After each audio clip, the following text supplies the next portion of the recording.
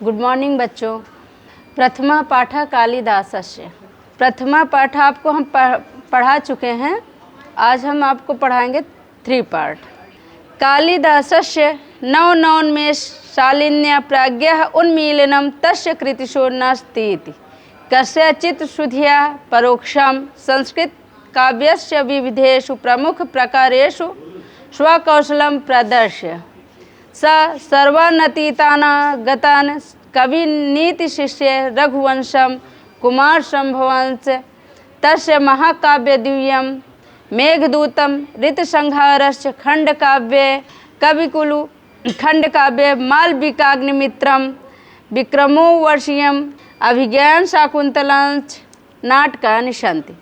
तत्र रघुवंशं नाम महाकाव्यं कविकुलु गुरु सर्वातिशयानि कृतिरस्ति। अस्मिन् महाकाव्ये दिलीपादारभ्य अग्निवर्णपर्यन्तम् इक्ष्वाकुवंशे संवत्सरभूतानां नृपतीनां वादानि निरूपणमस्ति।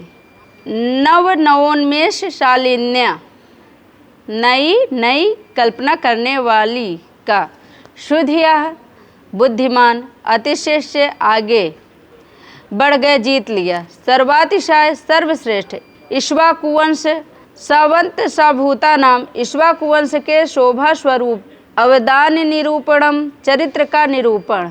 इसका अर्थ ये है बच्चों कि कालिदास की नई कल्पना करने वाली प्रतिभा के चमत्कार उनकी रचनाओं में है। यह किसी भी बुद्धिमान व्यक्ति से छिपा नहीं है। संस्कृत काव्य के अनेक प्रमुख प्रकारों विधाओं से अपनी कुशलता दिखाकर वे सभी भूतकाल और भविष्यकाल के कवियों के आगे बढ़ गए हैं और उन्हें पीछे कर दिया। रघुवंश और कुमार संभव उनके 2 महाकाव्य हैं। कौन 2 महाकाव्य हैं कालिदास के? रघुवंश और कुमार संभव उनके 2 महाकाव्य हैं।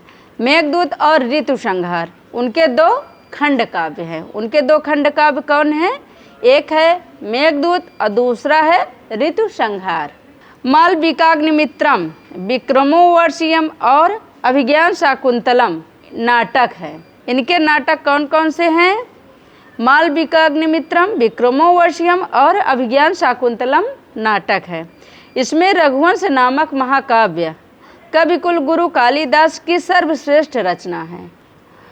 रघुवंश नामक महाकाव्य जितना बताएं इन सभी में रघुवंश नामक महाकाव्य कविकुल गुरु कालिदास की सर्वश्रेष्ठ रचना है।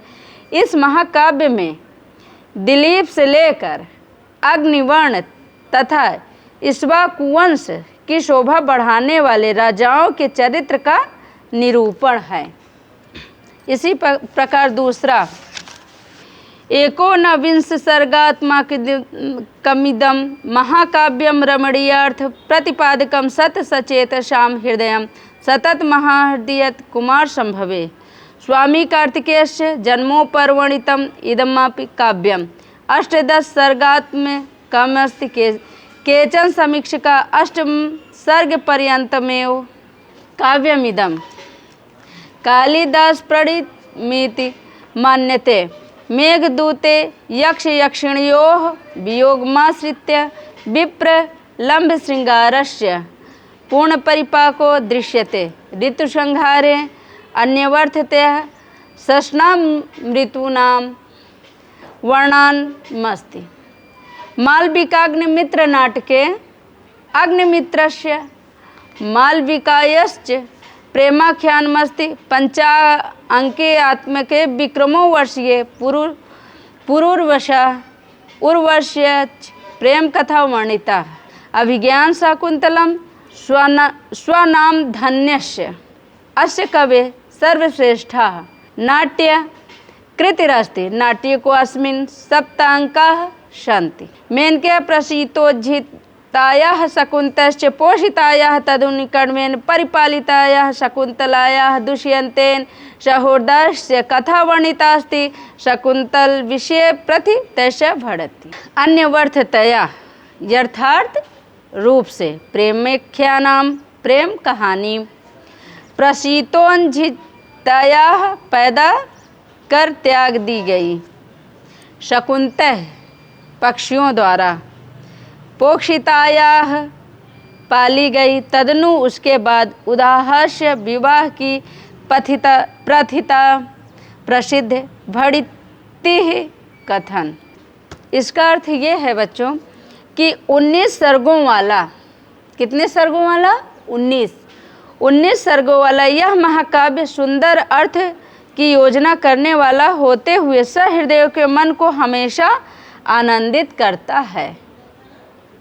कुमार संभव में स्वामी कार्तिकेय के जन्म का वर्णन किया गया है। कुमार संभव में स्वामी कार्तिकेय का जन्म का वर्णन किया गया है। यह काव्य भी 18 सर्गों का है। यह काव्य कितने सर्गों का है? 18 सर्गों का है। कुछ आलोचक 8 सर्ग तक ही इसे कालिदास का बनाया हुआ मानते हैं। कुछ इसमें से आलोचक हैं जो इसे 8 ही सर्ग मानते हैं कि कालिदास ने 8 ही सर्ग बनाया है। मेघदूत में यक्ष और यक्षिणी के वियोग को लेकर वियोग श्रृंगार के पूर्ण परिपाक दिखाई देता है। मेघदूत में यक्ष और यक्षिणी के वियोग को लेकर वियोग श्रृंगार के पूर्ण परिपाक दिखाई देता है। ऋतु संहार में 6 ऋतुओं का यथार्थ वर्णन है। ऋतु संहार में कितने ऋतुओं का वर्णन है? 6 ऋतुओं का वर्णन है। मालविकाग्निमित्रम नाटक में अग्निमित्र और मालविका की प्रेम कहानी है। 5 अंक वाले विक्रमोर्वशीयम में पुरूरवा और उर्वशी की प्रेम कथा वर्णित है। अभिज्ञान शाकुंतलम स्वनाम धन्य इस महाकाव्य की सर्वश्रेष्ठ नाट्य रचना है। इस नाटक में 7 अंक हैं।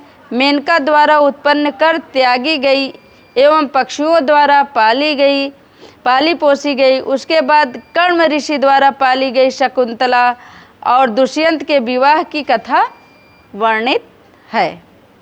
काव्येषु नाटकम रम्यम तत्र रम्यम शकुंतला इति नाटकम प्राच्य पौरुषत्य समीक्षके बहु प्रशंसितम। वस्तुतः कालिदासः मूर्धन्यतमः भारतीयः कविरस्ति। एकतस्य कृतिषु काव्योचित गुणानां समाहारः दृश्यते। अपरतस्य भारतीय जीवन पद्धते सर्वांगीणता तत्र राराजते। काव्योत्कर्ष दृष्ट्या तस्य काव्येषु मानव मनसः सूक्ष्मानुभूतीनां मिन्द्रधनु कस्याप सहृदयस्य चित्तमावर्जितुं पारयति। प्रकृतिरपि स्वजडत्वं विहाय सर्वत्र मानव सहचरिवा चरति। रघुवंशे दिग्विजयार्थ प्रस्थितस्य रघो सभाजनं वन वृक्षाः प्रसूनवृष्टिभिः सम्पादयन्ति। मेघे विरोहत्कण्ठितस्थे यक्षस्य प्रेमविह्वलतायाः अद्वितीया सृष्टि परिलक्ष्यते। तत्र बहन्ताः प्रकृतियोः मर्म स्पृग्वर्णात्मस्ति। कविदृष्ट्या मेघः धूमज्योति सलिलमारुतां सन्निपातो न भूत्वा एकः संवेदनशीलः मानवोपम प्राणी अस्ति।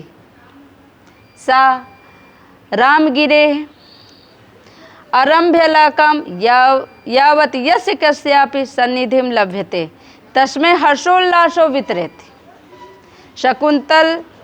शकुंतला नाटके पतिगृहा गमन काले आश्रम पादपाः स्वाभगिन्ये शकुंतले आभरणानि समर्पयन्ति। हरिणार्भकः तस्य मार्गवरोधं कृत्वा स्वकीयं निश्चलं प्रेम प्रकटयन्ति। एवमेव नद्या प्रेयश्च इवाचरन्ति। सूर्य अरुणोदये वेलायां स्वप्रियतमाय नलिन्याः तुषारबिन्दुरूपाणि अश्रूणि स्वकरे परिमृजति। इसका अर्थ ये है बच्चों, वस्तुतः कालिदास वास्तव में कालिदास सर्वश्रेष्ठ भारतीय कवि हैं। एक तो इनकी रचनाओं में काव्योचित गुणों का समूह दिखाई देता है। दूसरे, भारतीय जीवन पद्धति की संपूर्णता उनमें विशेष रूप से सुशोभित है। काव्योत्कर्ष की दृष्टि से उनके काव्यों में मानव मन की सूक्ष्म अनुभूतियों के इंद्रधनुष विविध रूप किसी भी सहृदय के चित्त को आकर्षित करने में समर्थ है। प्रकृति भी अपनी जड़ता छोड़कर सब जगह मनुष्य के सहचरी का समान आचरण करती है। रघुवंश काव्य में दिग्विजय के लिए गए हुए रघु के सम्मान में वन के वृक्ष फूलों की वर्षा करते हैं। मेघ बादल में वियोग से उत्कंठित यक्ष की प्रेम विह्वलता की अद्वितीय कल्पना लक्षित होती है। उसमें बाहरी और भीतरी प्रकृति, बाह्य और अंतः प्रकृति के मर्मस्पर्शी वर्णन है। कवि की दृष्टि से मेघ, धुआं, प्रकाश, पानी और वायु की समूह न होकर संवेदनशील मनुष्य के समान प्राणी है। वह रामगिरी से लेकर अलकापुरी तक जिस किसी का भी जितना साथ पाता है उसे हर्षोल्लास से प्रदान करता है। शकुंतला नाटक में पति के जाते समय आश्रम के वृक्ष अपनी बहन शकुंतला को आभूषण अर्पित करते हैं। हिरण का बच्चा उसके रास्ते को रोककर अपना निष्कपट विशुद्ध प्रेम प्रकट करता है। इसी तरह नदियाँ सहेलियों की तरह आचरण करती हैं। सूर्य अपने उदय की बेला में अपनी प्रियतमा कमलिनी के ओस की बूंद रूपी आंसुओं को अपने हाथ से पोंछता है।